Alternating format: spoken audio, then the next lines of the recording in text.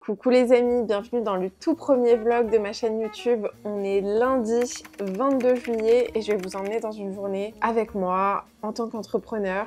Là pour le moment je suis à Paris et vu que dans mon appart à Paris j'ai pas encore de bureau, normalement je devrais le recevoir aujourd'hui. Donc jusqu'à maintenant ce que je fais c'est que je travaille sur ma table basse. C'est pas très pratique, c'est pas très agréable, mais on fait avec et j'espère qu'aujourd'hui on va recevoir mon bureau et enfin avoir un bureau. Parce que je vous promets que travailler de chez soi, c'est génial, ça a plein d'avantages, mais si t'as pas un bon setup, si t'es pas bien équipé, je trouve que c'est vachement challengeant. Voilà, là on va commencer la journée avec une petite pratique que j'aime bien faire et que j'avais mis de côté pendant un petit moment. Bonjour les amis! Voilà, vous voyez Dolce qui vous dit bonjour. Et que j'avais mis de côté depuis un petit moment. Et j'ai vu la différence, franchement je vous promets que j'ai vu la différence et là je fais vraiment attention à prioriser cette pratique dès le début de la journée. J'ai un journal comme ça et en fait ce que je fais c'est que je regarde mon tableau de visualisation, mes objectifs qui sont à droite pour l'année et tous les matins j'écris une prière de gratitude et en même temps j'en profite pour scripter, c'est-à-dire que j'écris ce que j'ai envie de vivre et d'expérimenter comme si j'étais en train de le vivre. Et je remercie pour ça, comme si j'étais en train déjà de l'avoir. Pour moi, c'est une pratique hyper importante parce que ça me permet de vraiment être intentionnelle et consciente sur la gratitude que j'ai envie de ressentir dès le début de ma journée, sur l'abondance que je veux créer. Et ça m'évite d'être dans cette énergie du manque que j'ai tendance à avoir quand je ne prends pas le temps intentionnellement de me poser et de me connecter à ce qui est plus grand que moi, de remercier Dieu, l'univers, la vie, la nature, peu importe ce en quoi tu crois. Pour moi, c'est vachement important de faire ça. Donc, on y go et puis par la suite, je vais avoir ma première réunion de la journée.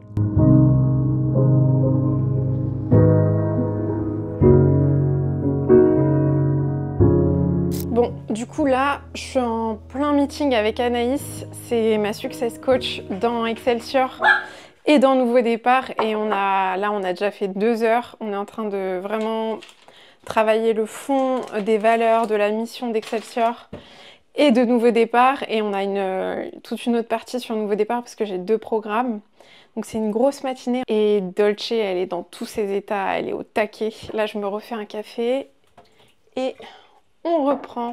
Encore? Ça fait beaucoup là, non? Ok, je viens de finir la réunion, il faut que je donne à manger à Dolce et que je la sorte et il faut que je mange parce que j'ai pas mangé depuis le réveil. Let's go! Franchement, je peux vous dire un truc, avec du recul, c'est tellement important de s'entourer des bonnes personnes, des personnes qui te font avancer, qui te font évoluer, et d'avoir une bonne équipe quand tu entreprends, ça change la vie. Moi, j'étais toute seule pendant longtemps.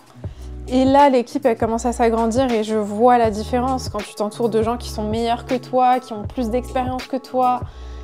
C'est un game changer. Là, c'est vraiment, je vois vraiment la différence. Donc, pour ceux qui veulent entreprendre ou qui sont en train d'entreprendre mais qui sont tout seuls pour le moment, tenez bon.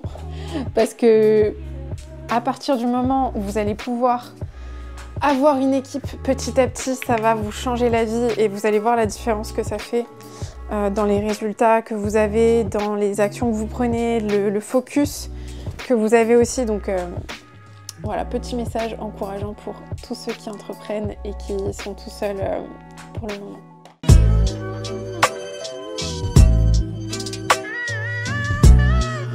Il y a aussi quelque chose de super important que j'ai réalisé ces derniers temps, c'est que c'est tellement important d'avoir une vision de là où tu veux aller.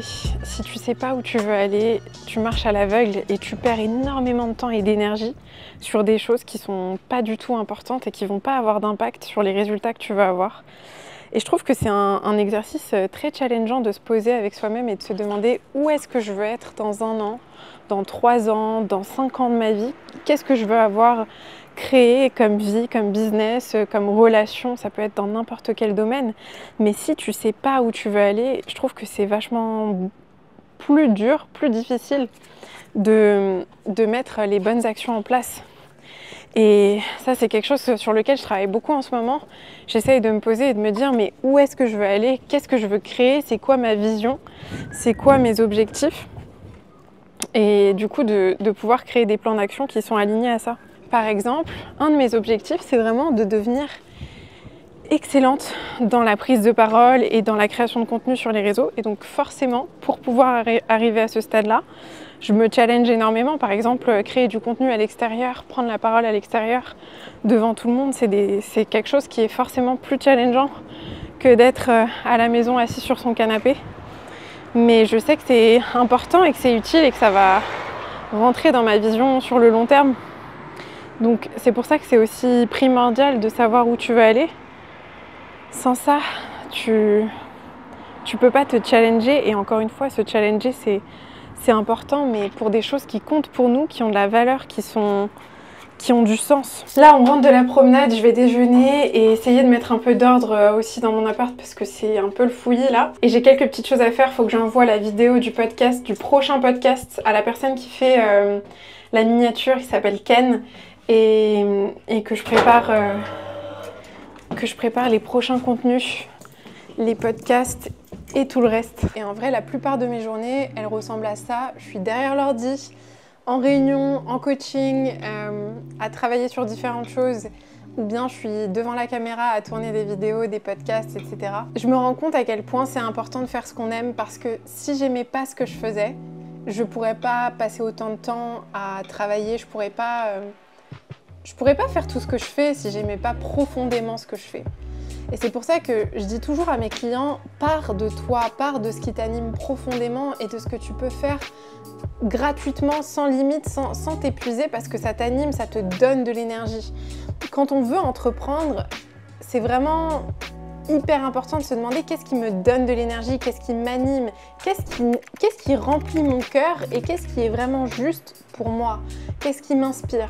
Parce que souvent, on peut aller dans la direction de se dire qu'est-ce qui va me rapporter le plus d'argent, qu'est-ce qui va me donner le plus de notoriété, le plus de reconnaissance, de validation des gens. Et c'est pas toujours ce qui va te rendre le plus heureux. Et si t'es pas heureux en faisant ce que tu fais, ça risque d'être vraiment difficile de le faire longtemps. Et je sais pas toi, mais moi personnellement, j'ai envie de faire quelque chose qui dure, j'ai envie de créer un empire qui dure dans le temps, d'avoir de l'impact qui va au-delà de ma vie sur Terre, tu vois. J'ai envie que quand je parte de cette vie, en fait, l'impact que j'ai eu, il continue à se répercuter sur les gens et ainsi de suite, tu vois, un peu comme un effet domino. Mais quand on n'aime pas ce qu'on fait et qu'on le fait juste pour gagner de l'argent ou pour avoir une certaine notoriété, on ne peut pas durer dans le temps et on ne peut pas, du coup, selon moi, créer un édifice solide sur le long terme. Parce que finalement, aujourd'hui, je pense que l'argent, la notoriété, le succès, enfin, ta vision du succès, finalement, la validation, la reconnaissance que tu vas avoir des gens, elle vient aussi de ta capacité à être pleinement à ta place. Si tu arrives à être pleinement à ta place et à être vraiment aligné avec ce que tu fais, tu dureras sur le temps. Et c'est en durant sur le temps que tu as les résultats que tu veux.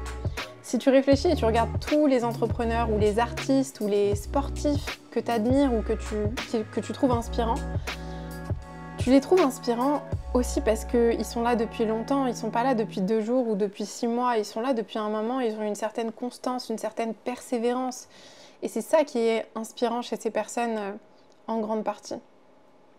Donc, vraiment, petit message pour toi, demande-toi ce qui t'inspire, demande-toi ce qui t'anime.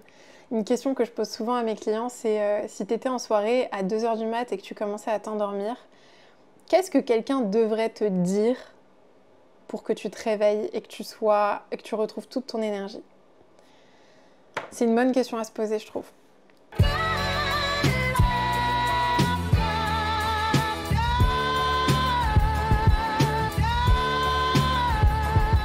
On est allé déjeuner avec ma mère et là, on vient de rentrer, je me remets au travail. Et je voulais vous partager un souvenir dont je viens de me rappeler quand j'étais au déjeuner en discutant avec ma mère. Il y a eu un été, quand j'étais au lycée, où on n'a pas pu partir en vacances, on n'avait pas d'argent pour partir en vacances.